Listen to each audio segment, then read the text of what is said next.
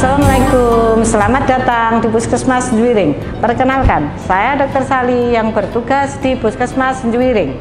Pada kesempatan kali ini, Puskesmas Senjuwiring akan menjelaskan tentang SPAR TBAK. S. Situation, menggambarkan identitas pelapor, identitas pasien saat ini, tanda-tanda vital, keluhan pasien saat ini. B. Background merupakan latar belakang pasien sebelumnya. A. Asesmen merupakan masalah saat ini dan penanganan yang sudah dilakukan kepada pasien. R adalah rekomendasi, saran, advis dari dokter yang harus dilakukan.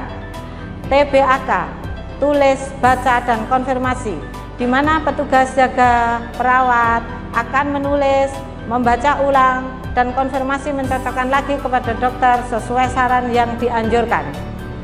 Demikianlah penjelasan SPAR TBAK di Puskesmas Senjuwiring. Selamat menyaksikan. Terima kasih.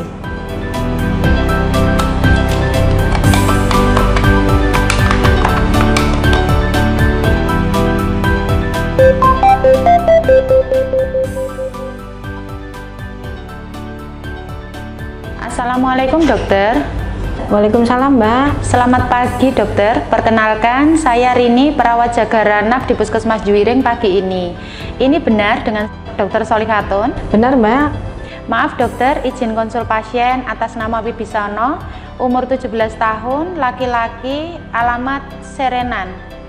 Datang di UGD dengan keluhan panas sejak 6 hari yang lalu, mual, muntah tiap kali makan minum dokter. Niki suhu 38, nadi 90, respirasi 22. Mohon advisnya dokter. Oh iya Mbak, untuk sementara diberikan infus RL 20 tetes per menit, paracetamol 4 kali 500 mg, antasida 3 kali 1 tablet sebelum makan, ekstra injeksi ondansetron 1 ampul IV, terus dikompres hangat, dan direncanakan cek laborat darah rutin dan widal Mbak. Saya ulangi ya dokter. Ya Mbak. Infus RL 20 TPM, injeksi ondansetron 1 ampul IV ekstra, paracetamol 4 kali 500, antasid 3 kali 1 sebelum makan, kompres hangat, nanti cek laborat darah rutin dan bidal ya dok? Ya benar Mbak. Sampun matur suwun dokter. Assalamualaikum. Waalaikumsalam.